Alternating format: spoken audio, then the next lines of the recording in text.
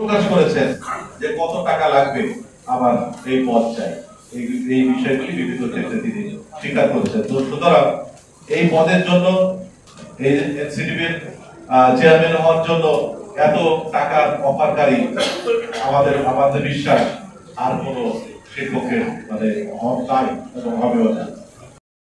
হওয়ার সাথে সাথেই কিন্তু আমাদের এই যে অডিট ইন্সপেকশন যে ইয়েটা অধিদপ্তর তার ডাইরেক্টর হিসাবে মানে পদটি বাগিয়ে নিলেন এবং সেই পদটিকে অপব্যবহার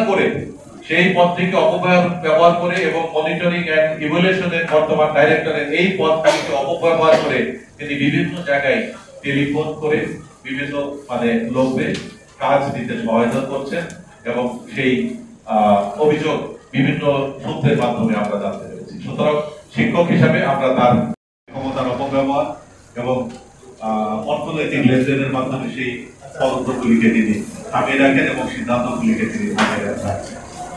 ৭৭ পৃষ্ঠার তার বিরুদ্ধে আমরা অভিযোগ দায়ের করেছি এবং বিভিন্ন সময়ে বিভিন্ন পত্র পত্রিকায় তার বিরুদ্ধে প্রচুর অভিযোগ আসছে এবং সেই অভিযোগগুলি মন্ত্রণালয়ে খতিয়ে দেখছেন বলে আমরা মানে জানতে পারি। কিন্তু পরিতাপের বিষয় যে এখন পর্যন্ত তাকে অপসারণ করা হয়নি এবং যেটা যথার্থই বলেছেন তার বিরুদ্ধে অভিযোগ চলাকালীন সময়ে অবশ্যই তাকে ওএসডি করার নিয়ম আছে, কিন্তু সেই ওএসডি করা অন্তর্গত হয়নি। এই জন্য আমরা তীব্র নিন্দা জানাচ্ছি, ক্ষোভ জানাচ্ছি।